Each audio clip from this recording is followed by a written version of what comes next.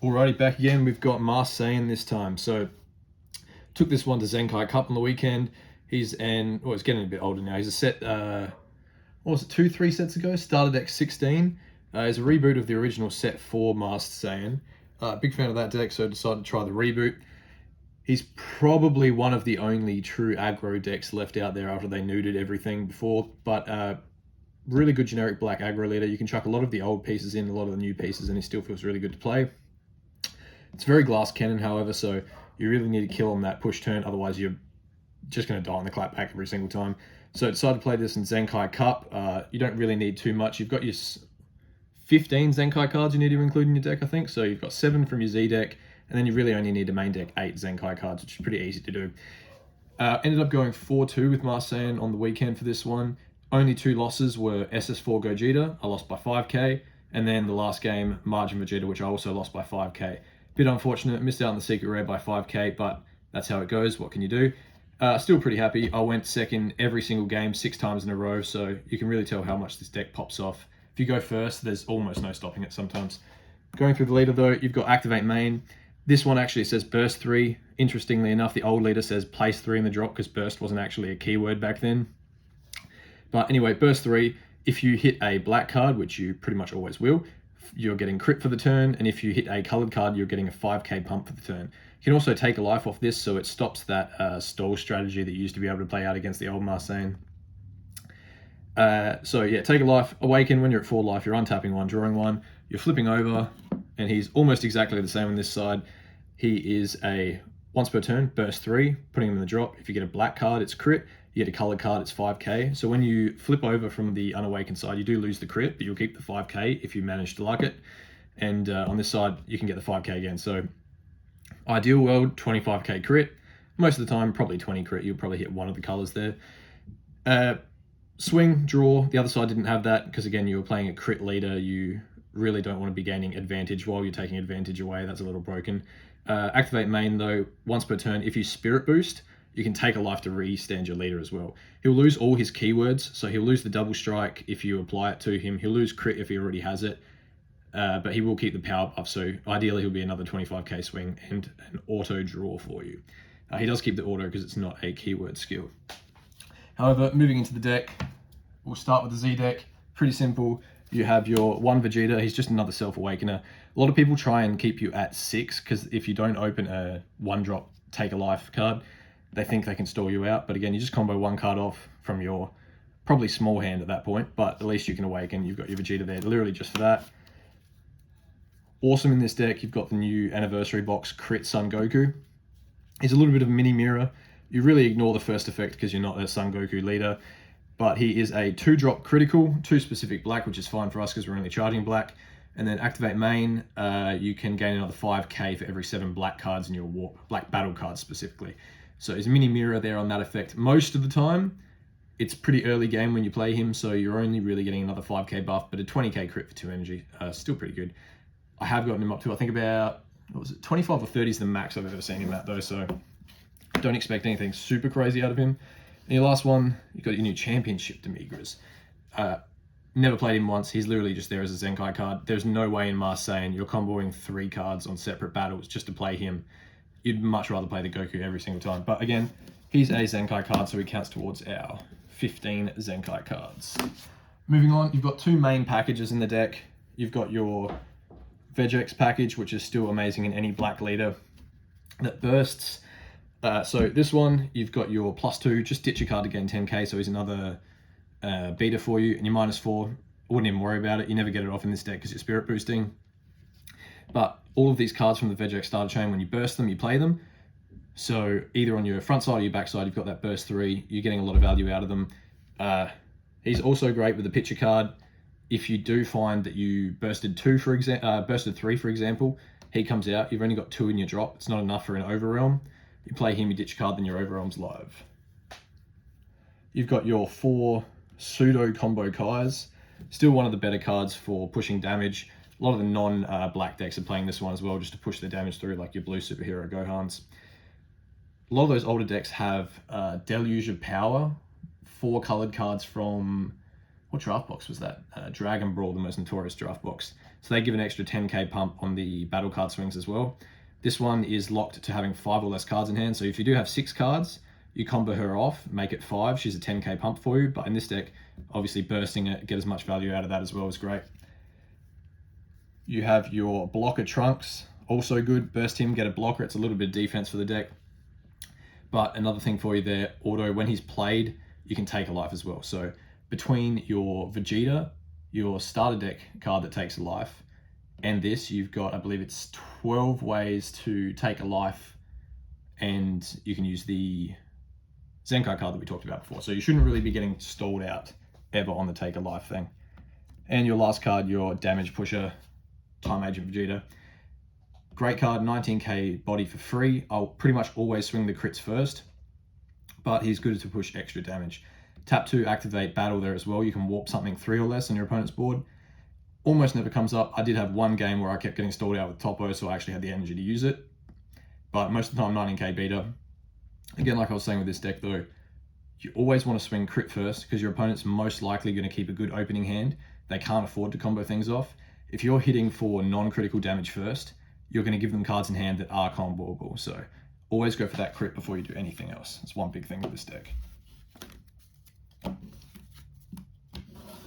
So moving on to our second package for the deck, you've got your starter deck cards from the Saiyan starter deck. They're both pretty simple, but they work really well in the deck. So you've got your Black Saiyan Spirit Boost minion. Comes down for 1. He doesn't care about color. If your leader's a Saiyan, you can just pay any color for him. But again, we're playing black. 4k beater, on swing, takes a life, gains 11k, so it becomes 15k like all the other Self-Awakeners.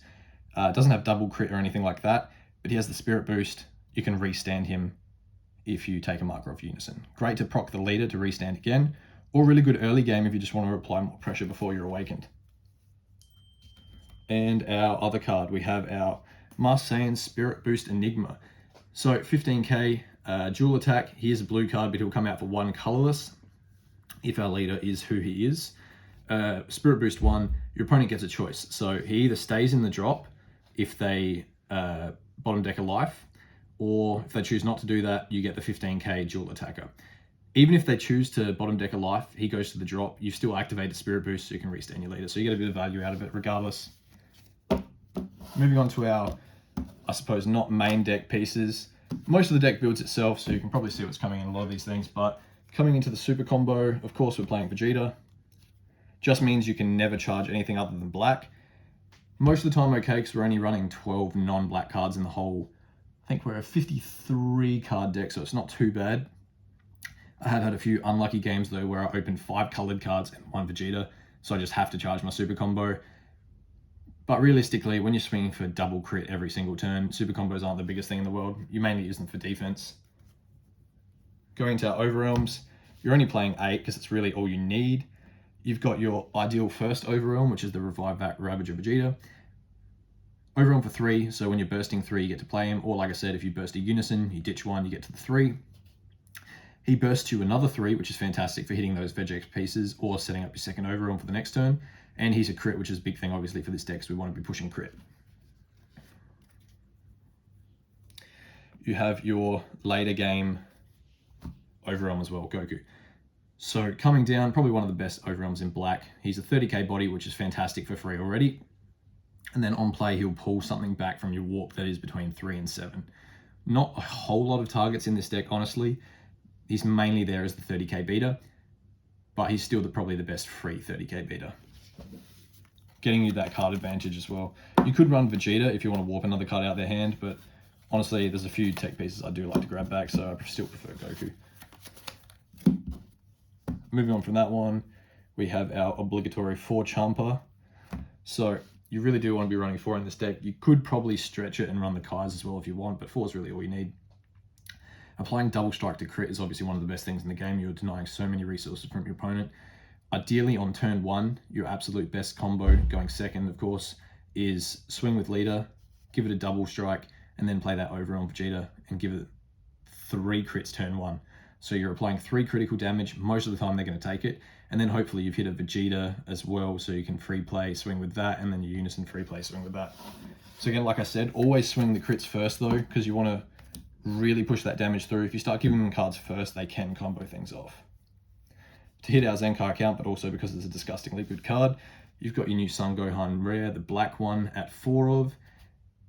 Two things about this one. First, the black dot down there, pay 1. At the end of a battle where you combo it, if you charge it into your Z energy, you can tap 1 and you can warp a 4 or less battle card. It's actually huge at the moment. With all the Zenkai cards and stuff like that, you're just removing them completely from the game. Dual attackers, it's fantastic because at the end of the first attack, you've not only out-comboed, but now it's gone as well. The other effect though, so limit 1 once per turn. From your drop or from your warp, you can play this card in rest mode when your opponent attacks with a battle card. You can negate the attack by taking a life and bottom decking a card. Big thing about this one is that it is an auto skill. So if you're versing Red Sin Shenron, for example, and they play the red-yellow counter, they can't hit this. It's not a counter attack, it's an auto. It's a little bit weird on the timing as well. If they swing and they have an effect that pops something, like for example, the Red Sin Shenron 4-drop that swings and negs, they can't hit this. You're countering after they've done their autos, which is fantastic. Again, a little bit awkward, but fantastic card for the deck. Means you get a free negate and you get a beater for the next turn. So 4 of those ones. Your other Zenkai card, you have 3 of your Saiyan Belligerent Warrior. 7-drop deflect. When he's coming down for 1, because whenever you send a black card from your drop to your warp, he becomes a 1-drop. Fantastic for this deck. And auto limit 1, when he's played, he can warp up to 2 battle cards and gain critical for the turn.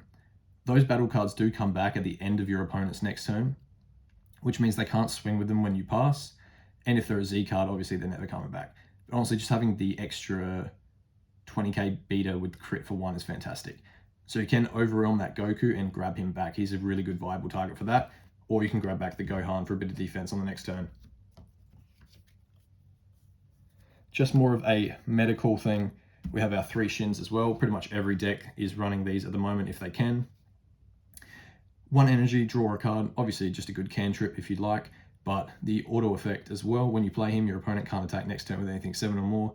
Fantastic against Sin, fantastic against a few other decks that are playing big beaters early. And realistically, in Saiyan, you don't really need charge +3 anyway, so he's almost always live. Getting through those though, we're almost at the end. I believe that is 14 out of our 15 Zenkai cards so far as well. 2 Super Kamehameha. Again, just hits floodgates. It's fantastic. At the moment, I do feel myself charging this more than playing it, but still really need to have it in case you do go up against those matches that are trying to topo you or Android, 14 you in Gamma as well. So mandatory. You can put more on the side if you feel you need them. And our last Zenkai card, Kumba. Oh, Evil Saiyan, sorry. So this one, fantastic secret rare for the deck. If I was choosing to play optimally, I'd still probably play Pan, just because you can play her turn 1 in this deck. Really for me, though, it was more of the Zenkai count thing. So this guy, if your opponent has 3 or more energy, again, sometimes hard to get to because you're playing an aggro game, but you can play him for 2 black energy from your warp or your hand, which is great as well. So if you mill him like Pan, it doesn't feel bad. When he comes down though, he is killing a battle card, ignoring barrier to the warp, and he is looking at your opponent's life if they're at 2 or more, so you can crit them from 2 to 1.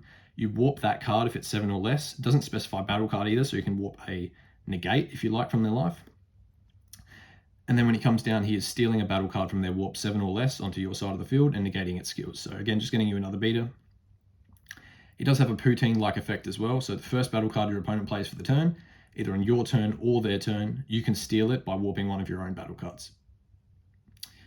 Really good in the meta at the moment. If you do hit into your kill turn, your opponent tries to floodgate you with, let's say, a topo, you're going to steal the topo, and because it's your auto, you're the turn player, you're going to get the auto of the topo as well. They've tapped 2, they've ditched a card. Now, not only do you get the 20k beater, but they can't attack during your turn. It's really fantastic, this card. But it does trigger on the first battle card played, so if they do play 1-drops easily in the deck, that can be a time where it's not as useful. However, there's a few matchups where I keep both of these. So you're playing your Kumba, you know they have a bait card, you Super Kamehameha their bait card, now they're forced to play their boss monster or basically pass. So yeah, that's pretty much the entire Saiyan deck. Like I said on the weekend, went 4-2, so pretty good with this deck going second every single game. Can't believe I lost every dice roll, but it is what it is. Again, lost to SS4 Gogeta in round 1.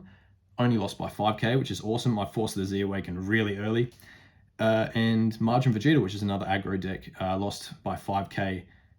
He managed to just survive and then top decked a Overrealm Vegeta, the black 30k one. So really lucky on that one. Good players.